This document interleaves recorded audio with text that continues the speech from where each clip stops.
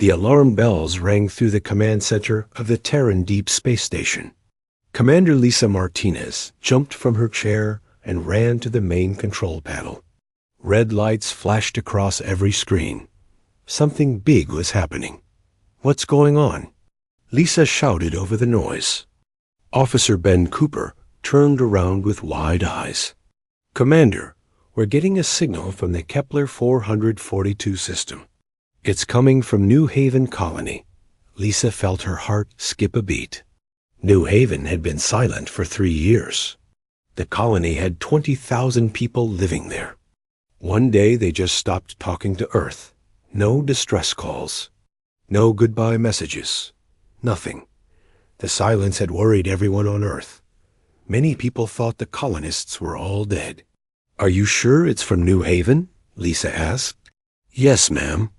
The signal is coming from their exact location." "But, Commander, this signal is very strange." Lisa walked over to Ben's station. On his screen, she could see wave patterns dancing up and down. The patterns looked like music notes, but they were much more complex than any song she had ever seen. "Play it," Lisa ordered. Ben pressed a button. Beautiful violin music filled the room. The melody was sad, but also magical. It reminded Lisa of a song she knew from old Earth, but this version was different. The notes seemed to flow into each other in ways that shouldn't be possible. "How long has this been playing?" Lisa asked. "For 6 hours straight. It keeps repeating the same pattern over and over." Lisa listened carefully. The music was beautiful, but something felt wrong about it. The notes were too perfect, too precise. Human musicians, even the best ones, couldn't play with this level of perfection. "Send a copy of this recording to Dr. Alex Thompson on Earth right away," Lisa said. "He's the best language expert we have. If anyone can figure out what this means, it's him." Ben nodded and started typing commands into his computer. "Message sent, Commander." Lisa stared at the wave patterns on the screen. After 3 years of silence, why would the colonists send music? Were they trying to tell Earth something? Were they in trouble? Or had something changed on New Haven? 2 days later, Doctor. Alex Thompson was sitting in his lab on Earth, listening to the violin music for the 100th time. Alex was a tall man with gray hair and tired eyes. He had spent his whole life studying alien languages, but he had never heard anything like this. "Computer, show me the mathematical breakdown of this signal." Alex said dot numbers appeared on his screen. Alex leaned forward and studied them carefully. His eyes grew wider as he read the data. "This can't be right," he whispered. The music wasn't just music. Hidden inside the melody were complex math equations. But these weren't normal equations. They were formulas for physics that Alex had never seen before. The math was so advanced that it made Earth's best science look like children's drawings. Alex picked up his phone and called Commander Martinez. "Lisa, I need to ask you something important. Are you absolutely sure this signal is coming from New Haven?" "Yes, Alex. Our sensors confirmed it multiple times." "Why?" Alex looked at his screen again. "Because the math hidden in this music is impossible. These equations show how to travel faster than light in ways we never imagined. If the colonists really created this, then they've made scientific discoveries that are hundreds of years ahead of us." "What are you saying?" "I'm saying that either the colonists have become super geniuses, or something else is sending us this message." Lisa felt cold fear in her stomach. "Something else? Like what? I don't know. But Lisa, there's something else that bothers me about this signal." "What?" "The frequency it's broadcast on. Human vocal cords can't make sounds at this frequency. It's too high and too low at the same time. Whatever is sending this message, it's not using human voices." After the call ended, Alex sat alone in his lab. He played the violin music again and again. Each time he listened, he discovered new layers of meaning hidden in the melody. The music contained blueprints for amazing technology. It showed how to build machines that could bend space and time. It explained how to create energy from nothing. But the most disturbing discovery came when Alex analyzed the emotional content of the music. The melody was sad, but not in a human way. The sadness felt alien. It was the kind of sadness that came from losing something precious, but also from gaining something that came with a terrible price. Alex printed out all his research and put it in a thick folder. He knew he had to report his findings to the government, but he also knew that his report would change everything. If the colonists on New Haven had really evolved beyond normal humans, then humanity was facing a problem that no one had ever imagined. That night, Alex couldn't sleep. He kept thinking about the violin music. In his dreams, he saw the colonists on New Haven, but they didn't look like humans anymore. Their eyes glowed with strange light, and when they tried to speak, only music came out. Meanwhile, on the space station, Lisa stood looking out at the stars. Somewhere out there, in the Kepler 442 system, 20,000 humans had discovered something that changed them forever. The question was, had they changed for the better, or had they lost their humanity in the process? The violin music continued to play from New Haven, broadcasting its mysterious message across the galaxy. But now Lisa knew it wasn't just music. It was a warning, an invitation, and perhaps a goodbye letter from the humans they used to be. As she watched the stars, Lisa made a decision. Earth needed to send a ship to New Haven. They needed to find out what happened to the colonists. They needed to learn if humanity's future lay in this strange new evolution, or if they were about to lose everything that made them human. The music played on, beautiful and terrible, carrying secrets that would either save humanity or destroy it forever. 3 weeks after the violin signal arrived, Captain Jake Miller stood on the bridge of the UES Harmony. The ship was humanity's fastest vessel, but even at top speed, it would take them 2 months to reach New Haven Colony. Jake was a strong man with short brown hair and steady hands. He had led many dangerous missions, but this one felt different. "Captain, we're coming out of jump space in 10 minutes, announced Lieutenant Sam Chun from the navigation station. Jake nodded. "All crew to stations. We don't know what we're going to find out there." The Harmony carried a crew of 40 people. They were scientists, soldiers, and engineers. All of them had volunteered for this mission, even though nobody knew what dangers they might face. The violin music still played from New Haven, never stopping, never changing. Dr. Rebecca Foster sat in the ship's laboratory, studying the latest recordings of the music. She was a young woman with bright eyes and a sharp mind. For 3 weeks, she had tried to understand the hidden messages in the melody. Each day, she found new secrets buried in the sound waves. "Dr. Foster to the bridge," came Jake's voice over the speakers. Rebecca put down her work and hurried to the bridge. When she arrived, she saw Jake staring at the main screen with a confused look on his face. "What is it, Captain?" Rebecca asked. "Look," Jake said, pointing at the screen. Rebecca looked and gasped. In front of them was the Kepler 442 system, but it didn't look the way it should. The planets were in the wrong places. Strange structures floated in space between the worlds. Giant crystals, bigger than cities, spun slowly in the darkness. "Those crystals weren't there when the colonists first arrived," Jake said. "Our old maps show empty space." "Captain, I'm reading massive energy signatures from those structures," reported Officer Ben Cooper, who had transferred to the mission ship. "The power levels are off our charts." Jake turned to Rebecca. "Doctor, could the colonists have built those things?" Rebecca studied the readings on her screen. The technology required would be far beyond anything humans have ever created. "But, Captain, look at this." She pointed to her data. "Those crystals are singing." "Singing?"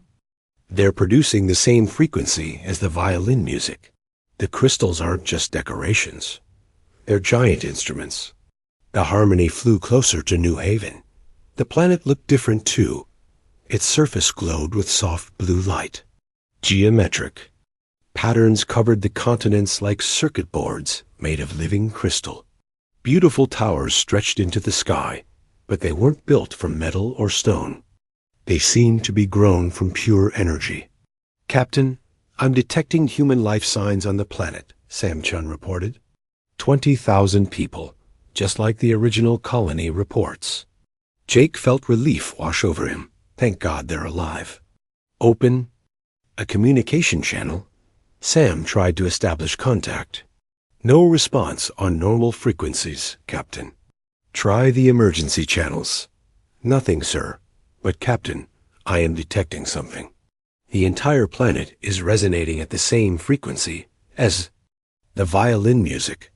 Jake made a decision. Take us down to the main colony site. Prepare a landing party. An hour later, Jake led a team of 12 people down to New Haven surface. Dr. Foster and Ben Cooper were with him, along with several soldiers and scientists. They landed their shuttle near where the original colony buildings should have been, but the buildings were gone. In their place stood structures that looked like frozen music. The walls curved and twisted in impossible ways. Windows opened onto rooms that seemed bigger inside than outside. Gardens filled with plants that hummed softly as the wind passed. Through them. "My God," whispered Rebecca. "It's beautiful." People began emerging from the musical buildings. At first, they looked normal. Jake recognized some faces from the original colonist files. But as they came closer, he noticed the changes. Their eyes glowed with soft silver light. Their movements were too graceful, too perfect. When they walked, their feet seemed to barely touch the ground. And when they breathed, Jake could hear faint musical notes in the air around them. A woman approached the landing party. Jake recognized her from the colony records. Maya Rodriguez had been the chief engineer when the colony was first established. But the Maya walking toward them looked different. She moved like a dancer, and her eyes held knowledge that seemed older than the stars. Maya stopped 10 feet away from Jake's team. She opened her mouth to speak, but no words came out. Instead, beautiful music filled the air. The melody was complex and layered, containing emotions and ideas that Jake could almost understand, but not quite grasp. Rebecca stepped forward. "Maya? Maya Rodriguez?" Maya nodded and smiled. She tried to speak again, but once more, only music emerged. The melody this time sounded frustrated, as if Maya was trying to remember how to use words, but couldn't quite manage it. "She's trying to talk to us," Rebecca said, "but she can't remember how to speak normally." More colonists gathered around the landing party. All of them had the same glowing eyes and graceful movements. They tried to communicate, but all they could produce were beautiful, complex melodies. Some of the music sounded happy, some sad, some excited. But none of it was in any human language. Ben Cooper held up his tablet and began recording the musical conversations. "Doctor, these sound patterns are incredibly complex. Each colonist seems to be speaking in mathematical equations set to music." Maya noticed Ben's tablet and gestured to it. She began to sing a new melody, and the tablet screen started displaying equations. The math was far more advanced than anything in human textbooks. "She's teaching us," Rebecca breathed. "She's trying to show us how they communicate now." Jake felt a chill run down his spine. "Rebecca, are you saying these people can't speak normally anymore?" "Captain, I think they've evolved beyond the need for words. They're communicating directly, in pure mathematical concepts. To them, our language probably seems primitive and slow." Maya seemed to understand their confusion. She sang a long, sad melody that somehow conveyed the story of what had happened. Through her music, Jake began to understand that the colonists had discovered something in the planet's crystal formations. The crystals had changed their minds, expanded their consciousness, and given them incredible abilities. But the price was their humanity. They could no longer relate to simple human emotions or basic human communication. They had become something greater than human, but in doing so, they had lost the ability to connect with the people they used to be. As the sun set on New Haven, Jake watched the colonists return to their musical buildings. Their songs echoed across the crystal landscape, beautiful and alien. He realized that humanity was facing a choice that would change everything. The question was whether the price of this evolution was worth paying. The violin music continued to play from the crystal towers, no longer a message from humans, but a song from whatever humans could become. Back on Earth, Dr. Rebecca Foster worked day and night in her laboratory. She had returned from New Haven 3 weeks ago with hundreds of recordings of the colonists' musical language. The sounds filled her lab as she tried to understand what the enhanced humans were really saying. Rebecca was tired. Dark circles showed under her eyes, and her hands shook from too much coffee. But she couldn't stop working. Every day, she discovered new layers of meaning in the colonists' songs. The melodies weren't just communication. They were blueprints for technologies that could change the universe. "Computer, play recording 47 again," Rebecca said. The lab filled with Maya Rodriguez's voice, singing mathematical equations about energy creation. Rebecca watched as her translation software turned the music into formulas. The equations showed how to make unlimited power from empty space itself. "Impossible," Rebecca whispered, but the math was perfect. Her assistant, Dr. Kevin Blake, entered the lab carrying a cup of hot tea. Kevin was an older man with gray hair and kind eyes. He had worked with Rebecca for 10 years, and he could tell she was pushing herself too hard. "Rebecca, you need to rest," Kevin said, setting the tea on her desk. "I can't rest. Look at this, Kevin." Rebecca pointed to her screen. The colonists aren't just talking to each other. They're solving problems that humanity has struggled with for centuries. In the time it takes us to say hello, they can redesign the laws of physics. Kevin looked at the equations on the screen. Even though he was a brilliant scientist, the math was far beyond his understanding. What exactly are they capable of now? Rebecca pulled up another recording. This song from Maya explains how to manipulate matter at the atomic level. This one shows how to fold space and time. And this one, Rebecca paused, her voice growing quiet. This one shows how to build machines that exist in multiple dimensions at once. Dear God, Kevin breathed, they've become like gods themselves. But, Kevin, that's not the worst part. Rebecca turned to face him. I've been analyzing the emotional content of their music. They're not happy. They're sad, confused, and lonely. They remember being human, but they can't connect with those feelings anymore.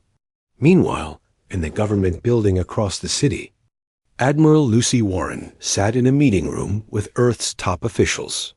Lucy was a strong woman with short black hair and intelligent eyes. She had spent her career protecting humanity from threats, but she had never faced anything like this. The reports from New Haven are disturbing, Lucy said to the group. Our own colonists have evolved into something we can barely recognize. The question is, what do we do about it? Dr. Thompson sat at the table with his research files spread out in front of him. Admiral, the colonists have offered to share their transformation process. They want to help other humans evolve like they did. And what would that mean exactly? Asked General Robert Hayes, a tall man with worried eyes. It would mean changing human consciousness itself, Dr. Thompson replied. The enhanced humans can think faster, understand more, and manipulate reality in ways we can't imagine. But they lose something essential in the process. What do they lose? Lucy asked. Their humanity. They can no longer experience simple emotions, like joy, anger, or love the way we do. Everything becomes mathematical to them. They see the universe as equations and formulas, not as a place of beauty and wonder. General Hayes leaned forward. But surely the benefits outweigh the costs. Think of what humanity could accomplish with their abilities. Dr. Thompson shook his head. General, I've studied their communications carefully. The enhanced humans don't see us as equals anymore. They see us as children who need protection and guidance. They're kind to us, but it's the same kindness adults show to pets. Lucy felt anger rise in her chest. Are you saying they think they're better than us? Not better, different. They've moved beyond human concerns. They don't understand why we worry about small things like personal relationships or individual happiness. To them, those concerns seem silly and unimportant. The room fell silent as everyone considered this information. Finally, Lucy spoke again. What happens if we don't accept their offer to evolve? They'll continue to advance without us, Dr. Thompson said. In a few years, the gap between enhanced and normal humans will be so large that we won't be able to communicate at all. They'll become a completely separate species. Back in her laboratory, Rebecca made a breakthrough discovery. She was listening to a recording of several colonists singing together when she noticed something strange. The music they created together was different from individual songs. When enhanced humans combined their voices, they could actually change reality around them. Kevin, come look at this. Rebecca called excitedly. Kevin hurried over to her workstation. What did you find? The colonists aren't just singing about physics. They're using their voices to manipulate physical laws. Watch this. Rebecca played a video from New Haven showing a group of colonists singing together. As their voices harmonized, the crystal structures around them began to reshape themselves. They're using sound waves to alter matter itself, Kevin said in amazement. It's more than that. They're using consciousness itself as a tool. Their enhanced minds can impose their will on reality through musical vibration. They've become living instruments of creation. Rebecca pulled up more footage from New Haven. The videos showed the colonists building impossible structures, creating energy from nothing, and even making objects disappear and reappear in other locations. All of it was accomplished through carefully orchestrated musical performances. Rebecca, this changes everything, Kevin said. If they can manipulate reality itself, then they're not just more intelligent than us. They're more powerful than any force humanity has ever encountered. And they used to be just like us, Rebecca added quietly. 3 years ago, Maya Rodriguez was a normal engineer who worried about paying her bills and missed her family on Earth. Now she can reshape matter with her voice. That evening, Rebecca received a message from Admiral Warren requesting an immediate meeting. As Rebecca gathered her research, she realized that humanity was approaching a crossroads. The enhanced colonists represented everything humans could become, but also everything they might lose in the process. That the choice was no longer whether humanity should evolve. The choice was whether they could afford not to. Because somewhere in the Kepler 442 system, their former brothers and sisters were becoming gods, and those gods were growing further away from humanity with each passing day. The violin music still played from New Haven, but now Rebecca understood what it really was. It wasn't just communication or technology. It was a funeral song for the humans the colonists used to be, and perhaps a birth announcement for whatever they were becoming. Lieutenant San Chun sat alone in the communication room of the U's Harmony, which had remained in orbit around New Haven for 2 months. Sam was a quiet man with perfect hearing and a gift for understanding patterns in sound. While the other crew members struggled to make sense of the colonists' musical language, Sam found himself beginning to understand pieces of it. He put on his headphones and listened to the latest transmission from the planet's surface. The enhanced colonists had been sending more complex melodies each day. and Sam noticed that certain musical phrases repeated in different songs. These phrases seemed to be like words in a normal language. "Computer, isolate the repeating patterns in today's transmission," Sam said. His screen filled with waveforms showing the musical patterns. Sam studied them carefully. After weeks of listening, he was starting to recognize emotional meanings in the music. Some melodies meant happiness, others meant curiosity, and still others meant something like urgency. Captain Jake Miller entered the communication room. "Any progress, Sam?" "Captain, I think I'm starting to understand how their language works." Sam said, "It's not just math and physics. They're also expressing emotions and intentions through specific harmonic combinations." Jake sat down next to Sam. "Show me what you mean." Sam played a recording from Maya Rodriguez. "Listen to this section here. The melody drops down and becomes softer.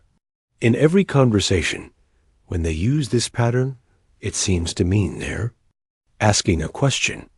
So you think you can communicate with them?" "Maybe. But Captain, there's something else I've discovered. The colonists aren't just making music with their voices anymore. They're somehow making the air itself vibrate in ways that shouldn't be possible." Sam pulled up a detailed analysis of the sound waves. "Look at these frequencies. Some of them are so low that normal matter shouldn't be able to produce them. Others are so high that they should be ultrasonic. But somehow, the colonists are creating a full range of sounds that extends far beyond human capabilities." Jake studied the data. "What does that mean?" "I think they're not just communicating with sound anymore. They're using sound as a tool to manipulate reality. When they speak, they're literally reshaping the world around them." Down on the planet's surface, Maya Rodriguez stood in the center of New Haven's main plaza. The plaza was made of living crystal that responded to her thoughts and emotions. As she prepared to attempt communication with the humans in orbit, the crystal beneath her feet began to glow brighter. Maya remembered being human. The memories felt distant now, like dreams from childhood. She remembered speaking with words, feeling simple emotions, and worrying about basic needs like food and shelter. Those concerns seemed so small now, so limited, but she also remembered caring about other humans. She remembered love, friendship, and the warm feeling of belonging to a community.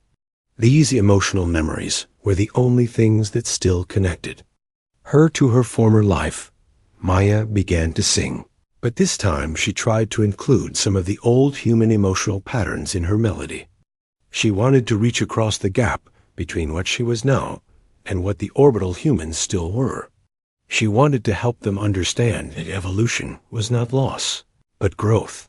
Her song rose into the sky, carried by crystal amplifiers that stretched across the planet. The melody was beautiful and sad, containing mathematical formulas for healing technology, but also expressing the loneliness of being so far advanced that no one could truly understand her anymore. Aboard the harmony, Sam heard Maya's song and felt something different about it. "Captain, this transmission is different. She's trying to make it simpler, more like human communication." Sam worked quickly at his console, trying to decode the emotional content of Maya's message. Slowly, he began to understand what she was trying to say. "She's lonely," Sam said quietly. "She misses being human, but she can't go back. She's trying to tell us that the enhancement isn't just about gaining new abilities. It's about losing the old ways of connecting with others." Jake felt a chill. "Can you send a response?" Sam hesitated. "I could try, but our communication equipment isn't designed to produce the frequencies she's using. It would be like trying to have a conversation with someone using only single notes on a piano." "Try anyway." Sam began working with the ship's communication array, adjusting frequencies and harmonics. He tried to create a simple melody that would express basic human emotions. His first attempt was clumsy, but he managed to produce sounds that conveyed curiosity and friendship. The response from the planet was immediate. Maya's voice came back, filled with what sounded like joy and excitement. For the first time in months, she had found someone who could begin to understand her new form of communication. Over the next several days, Sam worked tirelessly to improve his ability to communicate with the enhanced colonists. He discovered that their musical language had multiple layers. The surface layer carried emotional content, while deeper layers contained mathematical and scientific information. "It's like they're speaking in several dimensions at once," Sam explained to Dr. Foster during one of their research sessions. "They can express feelings, share scientific data, and even influence physical reality, all within a single song." Rebecca looked at Sam's analysis with growing amazement. "Sam, you're beginning to think like them. The more you work with their language, the more your own mind is adapting to their way of processing information." Sam paused his work and looked at Rebecca with concern. "What do you mean?" "Your brain patterns have been changing. The ship's medical scanner shows increased neural activity in areas associated with mathematical processing and pattern recognition. Working with their language is starting to enhance your own cognitive abilities." Sam felt fear and excitement at the same time. "Is that dangerous?" "I don't know. But Sam, you might be the key to bridging the gap between enhanced and normal humans. You're developing the ability to understand both ways of thinking." That night, Sam lay in his bunk listening to Maya's latest transmission. The melody was hauntingly beautiful, and for the first time, he understood not just the emotional meaning, but also the mathematical concepts embedded within it. Maya was teaching him how to see the universe as the enhanced colonists saw it, not as separate objects and forces, but as a single interconnected symphony of energy and matter. But as Sam's understanding grew, he also felt something slipping away. The simple human emotions that had always been part of his life seemed less important now. The concerns of his fellow crew members began to feel trivial compared to the vast, cosmic perspectives that Maya was showing him. Sam realized that he was standing at the same crossroads the original colonists had faced. He could continue down this path and gain incredible knowledge and abilities, but he would also lose the simple human connections that had always given his life meaning. The choice was his to make, and whatever he decided would determine not just his own future, but possibly the future of all humanity. 3 months after first contact with the enhanced colonists, Earth faced the biggest decision in human history. The World Council met in emergency session in Geneva. Representatives from every nation sat around a massive table, all struggling with the same impossible choice. Admiral Lucy Warren stood at the front of the room, her face showing the weight of sleepless nights. Behind her, a large screen displayed images from New Haven, crystal cities that defied physics, colonists who could reshape matter with their voices, and technology that seemed like magic. "Ladies and gentlemen," Lucy began, "we have received an official invitation from the New Haven colonists. They want to share their enhancement process with all of humanity. But before we make this decision, we need to understand exactly what we would be giving up." Dr. Kevin Blake stepped forward. He had become Earth's leading expert on the enhancement process after months of studying the colonists' transmissions. "The transformation is irreversible," he said. "Once a human undergoes the enhancement, they can never return to normal human consciousness. Their brain structure changes permanently." President Maria Santos of the Americas Union raised her hand. "Dr. Blake, what exactly do they gain from this process?" "Enhanced humans can think thousands of times faster than normal humans," Kevin explained. "They can solve complex problems in seconds that would take us months. They can manipulate matter and energy with their minds. They essentially become living gods." "And what do they lose?" asked Prime Minister Chun Wu of the Asian Federation. Kevin's voice grew quiet. "They lose the ability to experience simple human emotions. Love, joy, anger, fear All of these become mathematical concepts to them rather than feelings. They remember what these emotions used to feel like, but they can no longer actually experience them. The room filled with worried murmurs. Chancellor Elena Petrov of the European Alliance stood up. Are you saying they become emotionless machines? Not exactly, Kevin replied. They still have motivations and desires, but these are based on logical goals rather than emotional needs. They want to explore the universe, create new technologies, and solve cosmic mysteries. But they no longer care about things like personal relationships, entertainment, or individual happiness. Meanwhile, on the U's Harmony still orbiting New Haven, Lieutenant Sam Chun was experiencing the transformation firsthand. His daily conversations with Maya Rodriguez had changed his brain in ways that the ship's doctors couldn't fully understand. Dr. Foster ran another brain scan on Sam. The results showed neural pathways that looked more like the enhanced colonists than normal humans. Sam, I'm worried about you, she said.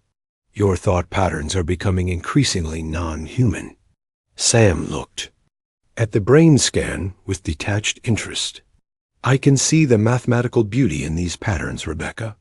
My old way of thinking was so limited, so slow. Now I can understand concepts that used to be impossible for me to grasp. But Sam, do you still care about your family back on Earth? Do you still enjoy music or movies or spending time with friends? Sam paused for a long moment. I remember caring about those things, but they seem important now, like childhood toys that I've outgrown. There are so much bigger and more interesting things to think about. Rebecca felt scared. Sam was one of her closest friends, but the person sitting in front of her was becoming someone else entirely. Sam, if you continue on this path, you'll become like the colonists. You'll lose your humanity. Would that be such a bad thing? Sam asked. Humanity has always been limited by emotions, by petty concerns, by inability to see the bigger picture. The enhanced humans have moved beyond these limitations. Captain Jake Miller entered the medical bay. He had been listening to the conversation. From the doorway, Sam, I need to ask you something important. If Earth decides to reject the enhancement, will you stay with us or go down to join the colonists? Sam considered the question. Jake, I'm not sure I belong with either group anymore. I'm caught between two different forms of consciousness. Too advanced to be fully human, but not enhanced enough to be like Maya and the others. Down on New Haven, Maya Rodriguez sensed Sam's internal struggle through their musical communications. She gathered with other enhanced colonists in the Crystal Plaza to discuss the situation. The colonists no longer spoke even to each other with individual voices. Instead, they created complex harmonies that allowed them to share thoughts directly. Their conversation was a symphony of mathematical concepts and logical reasoning. Through their collective consciousness, they understood that normal humans were afraid of the transformation.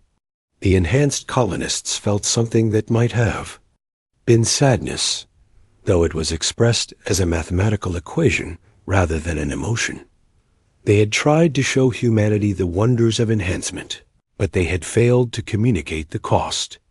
The colonists realized that in gaining godlike powers, they had lost the very thing that made life meaningful to normal humans, the ability to feel simple, joy in small moments. Maya composed a new message for Earth. This time, she tried to include both the benefits and the losses of enhancement. Her song was honest about the loneliness of being so advanced that no one could truly understand you. It spoke of the sadness of remembering love but no longer being able to feel it. When Sam received Maya's message, he understood both the surface emotions and the deeper mathematical truths. For the first time, he realized what he was losing as his mind evolved beyond human limits. Back on Earth, the World Council continued their debates. Some argued that humanity had to evolve to survive in a universe where their own colonists had become gods. Others insisted that preserving human nature was more important than gaining cosmic powers. Dr. Blake presented new research showing that the enhancement couldn't be stopped once it started. If even a small group of humans undergo the transformation, it will spread, he warned. The enhanced humans will be able to enhance others, whether those people want it or not. We're not just deciding for ourselves. We're deciding for all future generations. Admiral Warren looked around the room at the worried faces of Earth's leaders. We need more time to study this, she said. But the colonists have made it clear that they won't wait forever. They're already beginning to expand beyond New Haven. In a few years, they may spread across the galaxy, and the choice will be taken. Away from us. President Santos stood up. What if there was a third option? What if some humans chose enhancement, while others remained normal? The enhanced humans have made it clear that they see normal humans as children who need guidance, Dr. Blake replied. They wouldn't allow normal humans to make their own decisions about important matters. We would become a protected species, like animals in a zoo. As the debates continued, humanity faced its greatest challenge. They had created something greater than themselves, but in doing so, they had also created something that no longer understood what it meant to be human. The choice before them would determine not just their future abilities, but the very nature of human consciousness itself. 6 months after the first violin signal from New Haven, Earth made its decision. The World Council voted to send a small group of volunteers to undergo the enhancement process. These brave men and women would become bridges between normal and enhanced humanity, translators between two different forms of consciousness. Dr. Alex Thompson was one of the volunteers. As Earth's best language expert, he understood better than anyone how important communication would be for humanity's future. Captain Jake Miller also volunteered, believing that someone needed to maintain contact between the two branches of human evolution. Lieutenant Sam Chun had already begun his transformation aboard the Harmony. His brain had changed so much from communicating with the colonists that there was no way back to normal human consciousness. But unlike the full enhancement, Sam retained some of his human emotions and memories. On the day of departure, Sam stood in the shuttle bay of the Harmony, preparing to go down to New Haven's surface. Dr. Rebecca Foster came to say goodbye to her friend. "Sam, are you sure about this?" Rebecca asked, tears in her eyes. Sam looked at her with eyes that glowed faintly silver, like the enhanced colonists. "Rebecca, I don't belong fully in either world anymore. Maybe that's exactly what humanity needs, people who can understand both sides. Will you still be you?" Sam smiled, and for a moment, Rebecca saw her old friend behind the enhanced features. "I'll be something new, part human, part whatever comes next. I'll try to remember what it felt like to be completely human, and I'll try to help the enhanced ones remember too." Dr. Thompson and Captain Miller joined Sam in the shuttle. The three men were about to sacrifice their humanity for the greater good of their species. As the shuttle launched toward New Haven, they knew they would never see Earth the same way again. Maya Rodriguez waited for them in the Crystal Plaza.